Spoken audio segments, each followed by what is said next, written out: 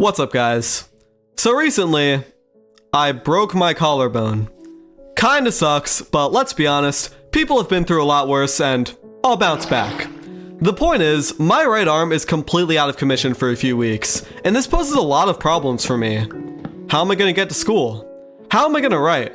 How will the close friends and family around me be affected? So naturally, the first question I asked myself after being injured was, what games can I play with one hand?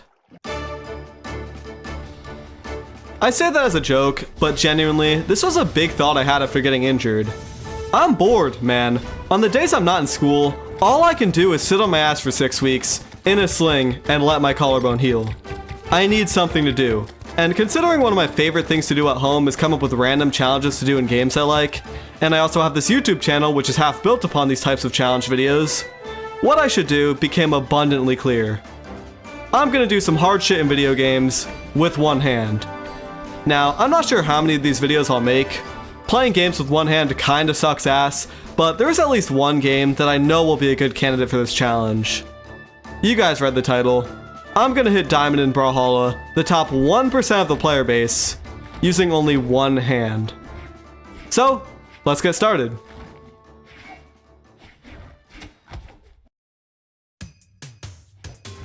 Now, believe it or not, despite the amount of depth Brawlhalla has within its many different characters and weapons, the game's core mechanics are actually pretty simple.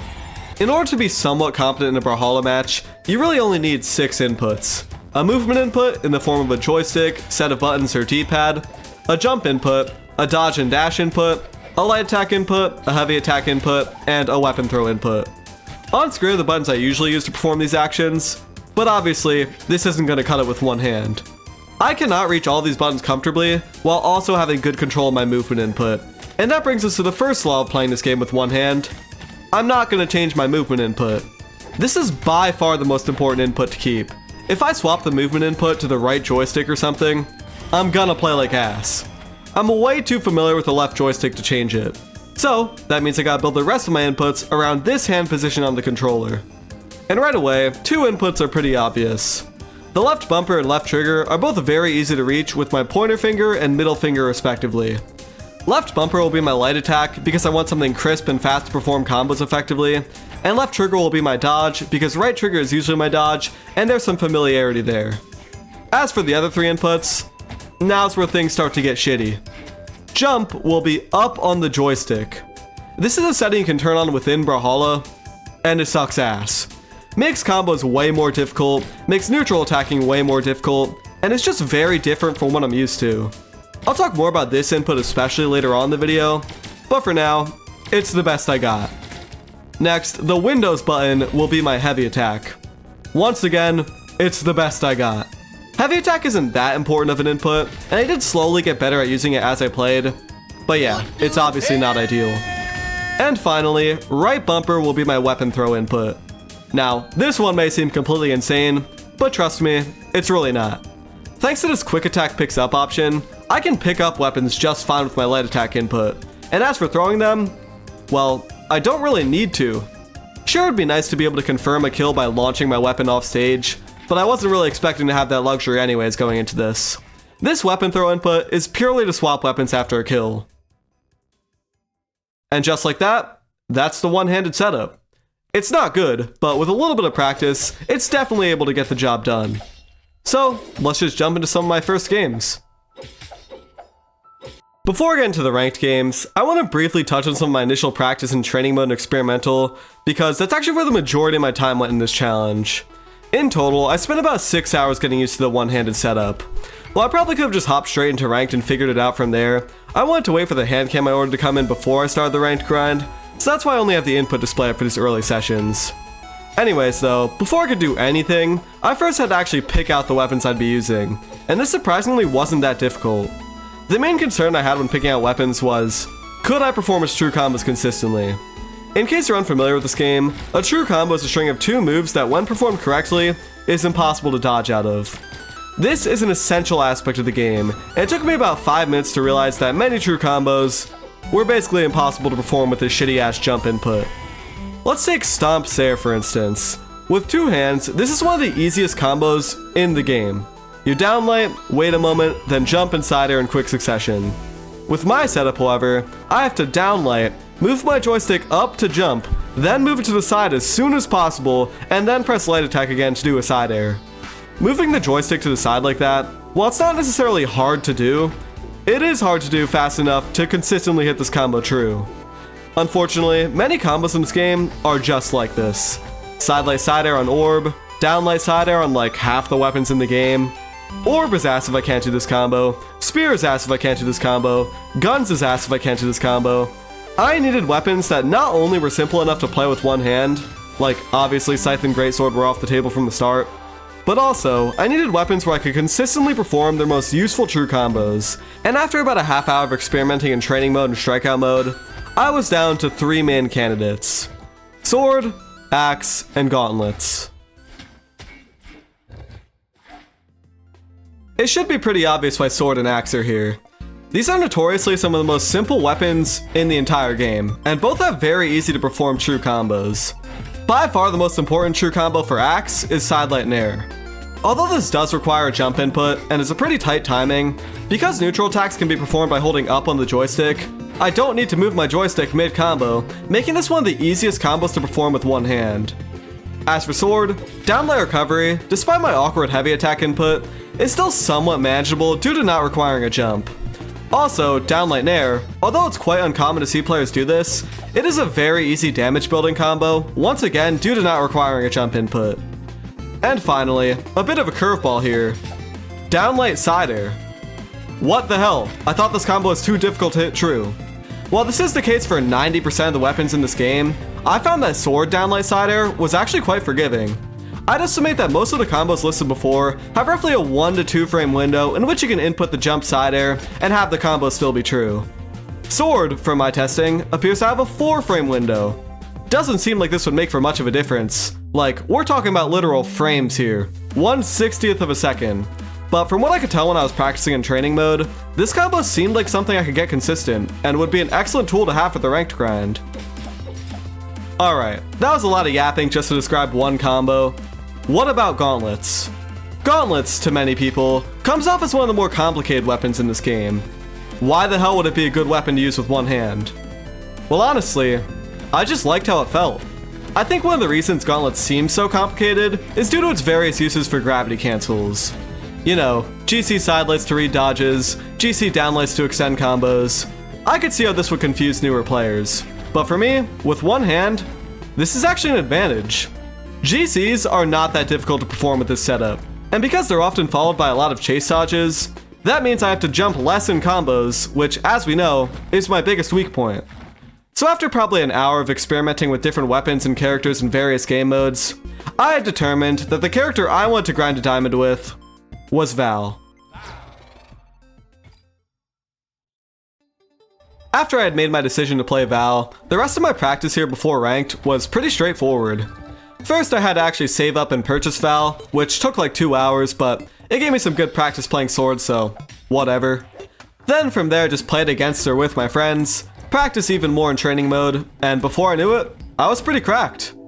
I mean, it's not like my opponents were top notch or anything. Dude, you're T-Jass, except you're T-Trash. But hey, I was pretty proud of myself. I felt like I had improved a bunch. So, after 3 days total of playing with one hand, my webcam had finally came in, and it was now time to begin the ranked grind. Alright, my first placement match here was against this Moonin, and straight up, I was feeling pretty good here. Game 1, first stock, I hit this dude with one of these. Then, I take the second stock, and he leaves. Now, the sword gameplay here definitely could have been a bit better. I missed a lot of D-light side airs, but hey, you're never gonna catch me complaining about a game that looks like this. Anyways, my second placement match and beyond brought me back to reality a bit. Sure, I could clap a complete bot like this Moonin no problem, but as soon as I went against someone a little more familiar with the game's mechanics, it wasn't so easy. You see, while in other challenges where I have some sort of handicap and try to make it to diamond, movement is one of my biggest advantages. I just have a much better understanding of what my opponents are going to do at any given moment, and I've had years of practice to know how to avoid it. With one hand, however, this advantage is completely stripped from me. Oftentimes in these matches, I felt like I sort of knew what my opponents would do, but I was just too goddamn slow to take action against it. Additionally, in these early ranked games, I was missing so many kill combos. Like, look at the stock against Crosshair. It took me 5 sword downlights before finally killing his ass. Needless to say, these placement matches were starting to piss me off a bit, which is never a good thing. I feel like a lot of people usually overlook this, but getting mad and caring so much about beating your opponents is one of the worst possible things you can do if you want to rank up. I mean, I'm not going to name any names here, but a certain someone who is typically featured in the giant rage skits I include in some of my videos, Lena, the Lena Blue, does not hold up so well in ranked. Now, if this is you and you just don't play ranked, that's fine. If ranked pisses you off to the point where you have significantly more fun in unranked queues, that's great. It's a video game. Having fun should be the biggest priority. But if you're like me and one of the most fun aspects of the game for you is improving, you gotta control your anger. I was a little flustered in some of these early games, which made me play significantly worse, but I eased up quite a bit later on in the video, and as you'll come to see, that made all the difference. Anyways though, even through my frustration, there were still a few good things about my gameplay here that I'd like to point out. First of all, Val. People talk all the time about what the best sig in the game is. Sigs like a Raine spear down sig, Terraria end sig, all of them Yugi sigs. Everyone's got their own opinions, and it leads to some fun and interesting discussion about the game. But I am telling you with 100% certainty that Val Sword side sig is the top 5 sig in the entire game. Not only does it have 3 different variations, which no other sig has and are all useful, this offstage version especially is just completely insane. So fast, giant hitbox, and on maps with tiny walls like Demon Island, it literally covers the entire wall. Look at this match against Bodvar for instance. This guy probably should have won, but by combination of having this side sig, being on Demon Island, and this guy just not anticipating or dodging the attack, he got completely demolished. Now, should the sig be in the game? I honestly think yes. It's fun to use, and I've never really felt it to be like bullshit. Some sigs in this game you get hit by and it's like, dude, what the hell is that? Vivi is that character. This boots down sig isn't even good anymore, but the hitbox is so deceiving that when it beats out stuff like this, it just feels like complete bullshit. With Val side sig, I've personally never felt that way. This move is such a commitment that as good as it can go for you, it can also go just as bad. Take this Petra in my last placement match for instance. Looking at this match, I'm like, this guy's complete dog shit. How did I lose? But in reality, he was simply thinking one step ahead. I got hit by this GC down sig 4 times. He saw the side sigs coming, and because they sent me so far off stage, it put him in the perfect position to GC down sig. And even further, because I was so pissed, I wasn't thinking straight, and instead of punishing this disgusting play, I just kept walking into it. See, it all comes full circle. Overall, these 10 placement matches were not great. Every now and then I had some decent plays, but for the most part, a lot of missed punishes, lots of messing up combos, and just bad gameplay all around. But I wasn't gonna let that stop me. I knew that once I found my groove, I would be able to hit Diamond with relative ease. I just had to keep playing and improving upon my mistakes and consistency, and soon enough, I would be there. Anyways though, after going 6 and 4 in my placement matches, I landed myself at 18-23, and if that seems a little high, well, it's because it is. This is the same account I hit Diamond with last season for my one move video, I just didn't feel like making a new account. Now, if you think this is bullshit or lazy, sorry, but let's be honest, anyone before 18-23 would have just been crushed, and what good does that do? At least the opponents at this rank have a fair chance of beating me, which not only makes the matches more fun, but also a whole lot more interesting. Unfortunately, this middle grind section of the video did not quite yet contain those fun and interesting matches. The problem with this part of the grind is that the opponents I played against were still not very good, but at the same time, I was also not playing as well as I felt like I could have been. This led to a lot of games where I was just messing up combos and reads, and just slowly bottling up frustration with the game. Quite frankly, I needed a break, and I fucking transform as a player the moment I come back, as you'll come to see. But yeah man, I'm honestly not super happy with this section of the grind. I'd much rather go in depth on my later, more satisfying matches, so for this section of the video, I think I'm going to take a different approach. I'm just going to rapid fire through all the important moments in these games. Ready? Let's go. 2, 1, brawl! Starting with this match against Queen Nai. This was the first point in the ranked grind where I successfully landed the classic drifting gauntlet snare read. Now, I immediately messed up the punish afterwards, but still, this was an important milestone. You see, due to my shitty jump input, performing a nair like this is made significantly more difficult. Typically, the way you would perform this read is by holding on an up diagonal, allowing you to drift in the air while also doing a neutral aerial. When I try this, however, it causes me to jump, which obviously doesn't work. Fortunately, I discovered a way around this earlier in training mode. If you hold up during the gauntlet sidelight animation, the game won't register a jump, allowing me to drift in the air as normal. Super duper simple technique, but it honestly takes a bit of adjusting to, and this was the first time I pulled it off in game. Also in this match against Queen Nai, I completely demolished him with sword in his last stock. Not much more to say there. Moving on, this next match was against Fate. Pretty boring ass match to be honest, but it did end with a pretty clutch win, which I was way too excited about. Oh, let's go! No, I'm not rematching you, boy. No, I'm not rematching you, boy. Next game was against this Orion. I lost this one unfortunately, but there was still one important mistake I want to cover. I overused the Val side stick a bit. I used it 3 times back to back, and the Orion demonstrated pretty much perfectly how you can punish this attack when you see it coming. Now, he's still plat, so he messed up the rest of the punish, but still, this was honestly an excellent play on his end. After this loss, I played against a Mordex. Coolest thing that happened here was this clutch ending. Was struggling a bit to his scythe before pulling off this immaculate read. Yes, let's go! Oh my god. After this, I faced a Taros. Pretty interesting gauntlets read here first stock, but besides that, this was just a simple 2-stock win. Next was his King Zuva, where I whooped his ass the whole game, then fumbled every kill opportunity I had against him on the last stock. Yeah, this one stung a little bit. Then I sauced up this Azuri with a 3-stock, starting to get a little better with sidelit recovery here. Then I beat another Mordex. Then I fumbled this lead to a Loki. Rage was starting to build up at this point. Next I faced a Zol, where I was honestly hitting some great gauntlets, combos, reads, D-Light, chase dodge, and airs. Pretty solid win. I don't really know where this game came from. Then I struggled to kill this Taros for 40 seconds and lost. And finally, I went against this annoying ass Jala and rage quit when I got hit by this bullshit. This wasn't actually bullshit, it was just a good read, but that's what it felt like in the moment. Anyways, by the end of all this, all that hard work spent climbing the ranked ladder, all the clutch moments filled with excitement, all of the rage that comes with the competitive Brawlhalla package, I had gained a grand total of 30 elo. I didn't even realize it was this bad until looking at the footage here. What a fucking waste of time. Now, you guys might be wondering, how the hell did I ever reach Diamond with progress like this? I needed a break. It is hard to put into words just how much better I can play when the game just clicks.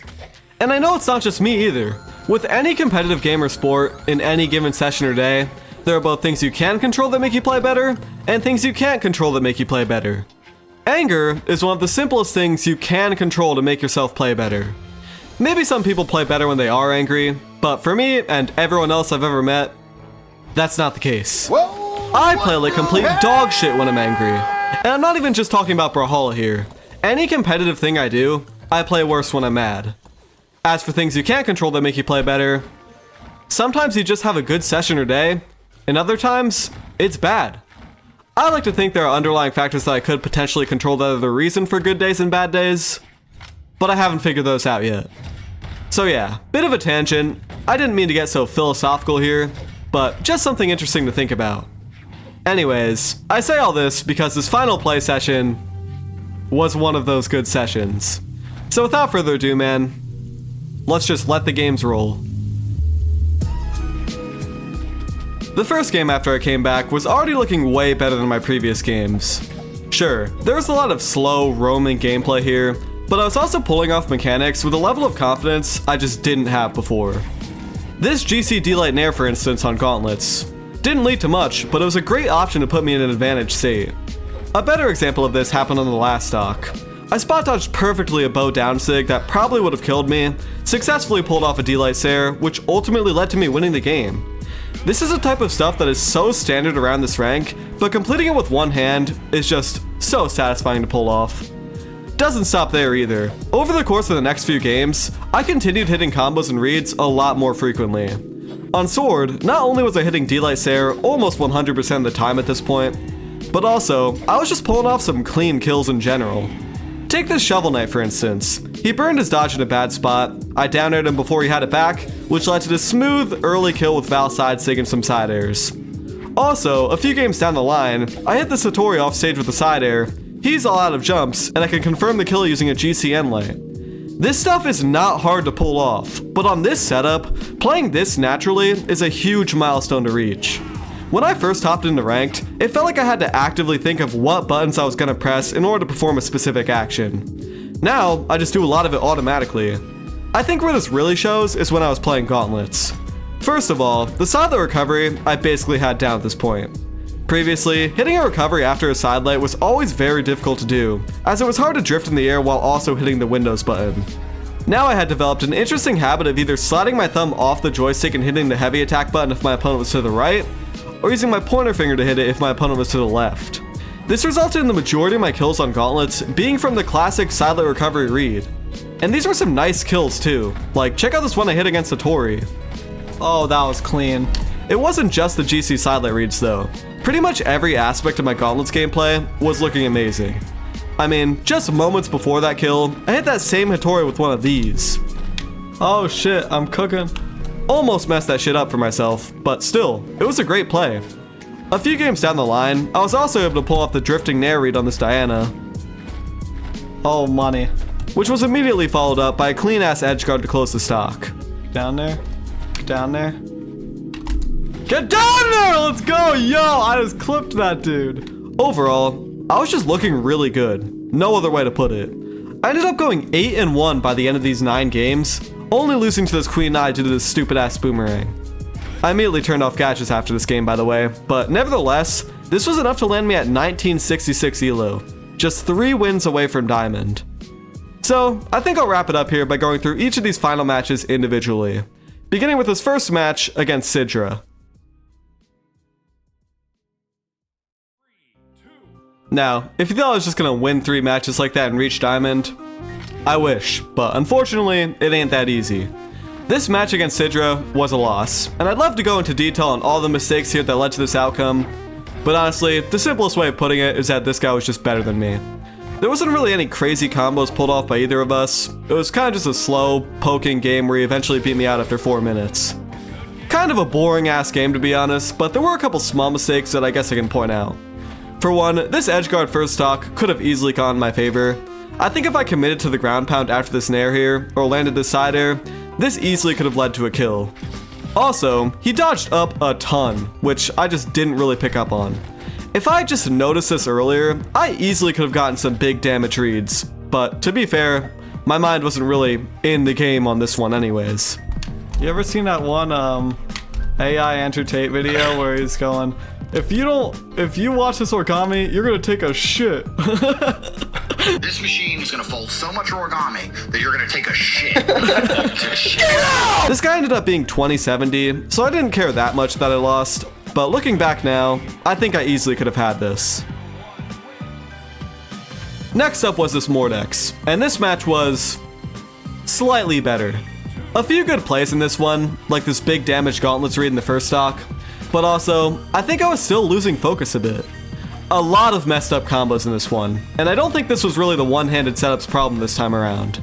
Sometimes when I play the game for long sessions like this, I'm still feeling great, but I just fall out of the zone a bit. Lose my muscle memory, and I just need some kind of event to snap it back into place. That is soon to come, but as for how this match against Mordex turned out, it was close all around, but I ended up pulling through with a pretty clean kill final stock. Give me a money side sig here. Oh, let's go. Moving on, this Orion was next up, and this guy should have been an easy win. You know, props to him, he ended up winning by a pretty fair margin, but I completely threw this match. Right off the bat, the first stock was well in my favor, but on this edge guard, I fell for the oldest trick in the book. The idea here was that I was going to GC N-Sig and catch his dodge, just like what I did to this Diana earlier. In my efforts to try and land this, however, I completely neglected the fact that he was playing Orion, and he has a spear. So, that was a pretty dumb mistake on my part. This is honestly a huge mistake I still make pretty often. Even though I know what every character does at this point, I sometimes forget about certain SIGs like Lucian down SIG, Orion N SIG, or even Val side SIG. If you just anticipate moves like these, they're not hard to dodge and punish. But if you're completely caught off guard like this, there is a 0% chance you're reacting in time to dodge. The rest of this game's mistakes were a lot less interesting. Shit punishes, shit reads, and shit reaction time. I played like shit, and if you couldn't tell already, this loss was the point where I decided it was time to lock in and try a little harder. Fortunately for me, I had my opportunity to get back at this Orion the very next match. The first two stocks were basically dead even. Once again, this one was turning out to be one of those poke-heavy matches. There were a few good reads mixed in there, like these two gauntlets reads, but in this match, most of the action happened in the last stock. This last stock started with me kinda getting my ass whooped. Every engagement went in his favor, and the match was starting to slip out of my grasp. Once I got hit off stage though, something switched in my brain. Come off stage, watch. Oh my! After landing that N-Sig, the game plan had officially changed. Instead of slowly approaching with light attacks like I usually was doing, I just started fishing for Gauntlet side SIG. And even though this move is slow as shit and super easy to punish, I think this guy lost his nerve a bit and ended up choking the final stock. It might sound like I'm gonna say this just to fit the footage here, but genuinely, switching up your playstyle completely randomly like this, when all hope seems lost, can be extremely effective in some scenarios. This Orion knew how to counter my playstyle these last two games. He was not actively thinking of what my next move was going to be, he just subconsciously knew how to counter the way I was playing. In simple terms, he was in a groove, and me switching up how I play, just completely randomly like this, threw him off his balance enough for me to clutch the game. This is not an uncommon thing in this game. Sometimes a spark of that beating the impossible confidence is enough to shift a match in your favor. Now, this confidence may come in different forms. Sometimes it's the classic, okay, I'm down 2 stocks, but I'm gonna win anyways. And other times it's just, shit, if I keep playing like this, I'm basically guaranteed to lose. May as well N-Sig here and hope he ground pounds me. This is a legitimate thing, and it has legitimately helped me win a ton of games. So it may seem obvious, and it may even sound a little stupid to some of you. Like, it's Brawlhalla, who gives a shit? But next time you're in a situation like this, consciously think about having a little more confidence, and your odds of winning that match will immediately improve. Anyways, after a clutch game like that, was I gonna be stopped? No. This next match was against a Magyar, and being completely honest, this guy just wasn't very good. You guys probably know the deal by now. A few nice gauntlets reads here and there, a little bit of sword action, and I won. But I do want to take a brief moment to talk about Greatsword, because this guy made a lot of very common and obvious mistakes. Now, I am by no means a Greatsword head. There are plenty of those people out there who make some pretty interesting tutorials on this weapon, but I do know all the essentials. First mistake this guy was doing, he wasn't using any of the optimal combos. Every time this guy hit an opener, or the white attack, he almost always followed it up with a side bridge, or the yellow attack.